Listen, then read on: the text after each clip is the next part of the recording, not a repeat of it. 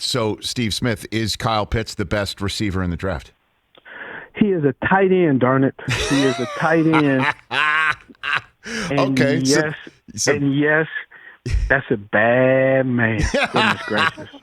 I listen, guys like that, like Gronk, other guys in the league, tight end, Kelsey, and those guys just take other passes away from wide receivers. But those guys in there, rightfully so, they're difference makers, and you have to account for them in the pass game. And he obviously get with a team that will improve his blocking skills, but really he's a threat in the passing game, and that's all you need to know.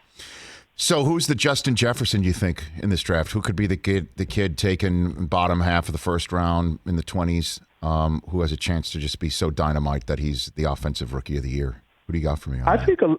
I like Elijah Moore. I think he can be. But I think also, too, Rich, you would agree, hopefully, is, and if you go to the right team, and that makes the biggest difference. Right? Because if you go to a team that just doesn't have the understanding of what type of player you are, it can stunt your growth big time. So having a right team that understands how they should look at a player, just because he's the best available, he has to be best available in your system.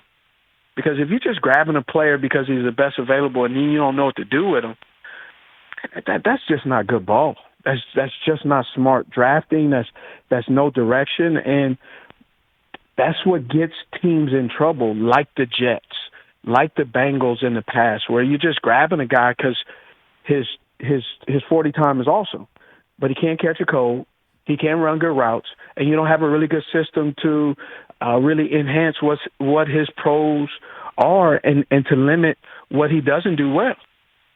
So outside of the Chiefs, who's got that system that you think would just be any receiver goes there, they'll be lucky? What do you got for me on that? Whew. I mean, if the 49ers get their stuff together, I mean, if they can add another guy in the rough like that go to match with Debo and Ayuk, with Debo Samuels and Ayuk, and I mean that's a team.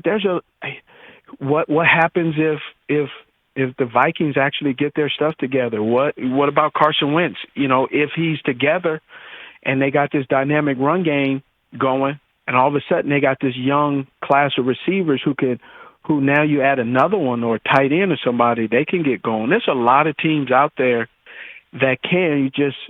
How fast can they get things together? When you say get things together for the Vikings, is that code for Cousins? Is that what that means, Steve? No, I think Cousins hasn't been getting a fair shake. Okay. Cousins has done a great job. He's up there in the upper 70s in completion, but the defense has really let them down. Cousins won a playoff game, and everybody just kind of went quiet. Nobody said anything. So I think he's been. I'm just talking about collectively how the Vikings are defensively. They were not the team that we expected them to be, and Cousins was doing his job, but the defense, left him hanging at times. Hey, you watched all the way to the end. Thanks for that. Watch more right here.